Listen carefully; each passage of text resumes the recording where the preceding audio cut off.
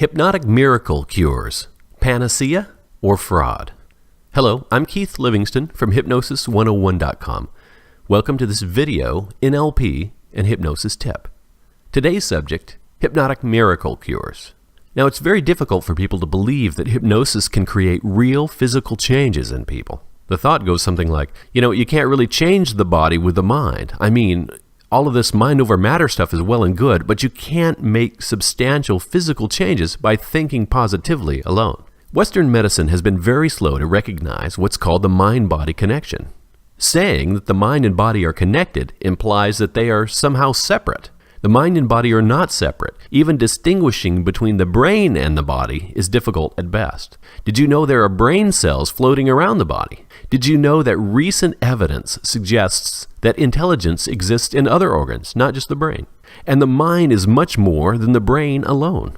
So where is the mind, and how do you consider it separately from the body? Science, and as a result medicine, often tries to understand things by breaking them down into their supposed parts and understanding the parts separately. Hey, I'm all for it, but realize the limitations. This kind of thinking sometimes leads to the 6 blind men and the elephant syndrome. Maybe you know the old fable about the 6 blind men describing an elephant. One man feels the trunk and says the elephant is like a snake. Another feels the body and says it's like a wall. Others feel the leg, the ear, the tail, and the tusk, and describe a tree, fan, rope, and spear. In this scenario, the men fail to understand much about the elephant as a whole. In this case, it's better to take a more holistic view of the mind-body. Knowing that the mind and body are part of one system can lead you to realize that you cannot change your thinking without making physical changes in the body. Emotions, for instance, are reflected by changes in biochemistry. Thoughts create or are created by chemical and electrical patterns and fluctuations. Thoughts lead to hormone level changes. Hormone level changes lead to thoughts. It's all one big mishmash. Maybe you've heard about the study that took a group of senior citizens and put them back into the environment of their youth. They were surrounded with the music of their youth. They dressed like they did when they were younger, etc. Now, the results showed significant changes for many of the participants. There were decreases in symptom complaints for a variety of conditions, and some of the signs of aging were actually reversed. There's no doubt that what you do with your mind affects what happens with your body. There's no denying it. So what are the limits of the mind, and what does this have to do with hypnosis? Now, I believe there are limits to the changes we can make through changing our minds. The senior citizens, for instance, did not completely revert back to the physiology of their youth. We're unlikely to grow an additional arm out of our forehead just by concentrating on the idea, of course. But the truth is that we don't know what the limits are. Perhaps by adding hypnotic suggestion to the senior citizens' experiences, we could enhance the physical changes they went through. Perhaps there are different approaches within hypnosis that are more effective than others. Hypnosis gives you increased access to the control centers of the mind. The part of our mind that controls things like blood pressure, insulin levels, digestive juices, and other automatic functions is more accessible during hypnosis. Unfortunately, this part of the mind may not simply respond to, "Hey dude, lower my insulin level." It doesn't know what the heck you mean by that.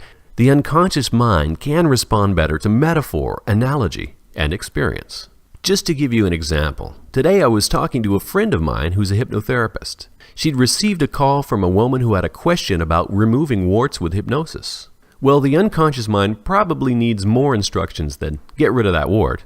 I remember reading about one technique where the client was to think about the wart being fed by an irrigation system, the bloodstream. They were to imagine in hypnosis turning off the irrigation to the wart so that all other areas received the proper nutrients, but all support to the wart was cut off. Now there's something the unconscious mind can understand, a metaphor. There are other metaphors like pain control techniques that involve thinking of the nerve pathways as having a switch on them.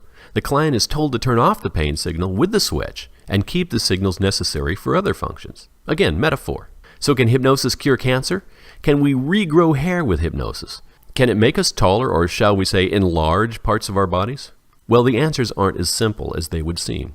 There's some evidence that cancer patients treated with hypnosis live longer than those that aren't. The evidence for hypnosis being an effective treatment for the side effects of chemo and radiation is overwhelmingly positive.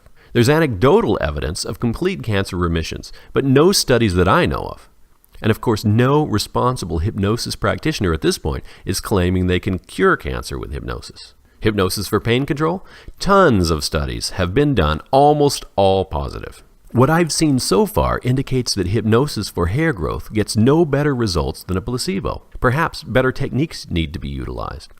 Hypnosis for breast enlargement? Yeah, it works. Check it out for yourself. And Milton Erickson once told a story about a man who apparently grew height-wise as a result of Erickson's suggestions. He didn't report it to the medical journals because, well, no one would believe it. So the next time you hear about a hypnotic miracle cure, consider carefully. What are the limits of the human mind? How much do we really know about what hypnosis can do? What is truly possible? I certainly don't know all the answers. Please join me in finding out. This is Keith Livingston for hypnosis101.com. There's plenty more NLP and hypnosis tips on hypnosis101.com. We'll see you there.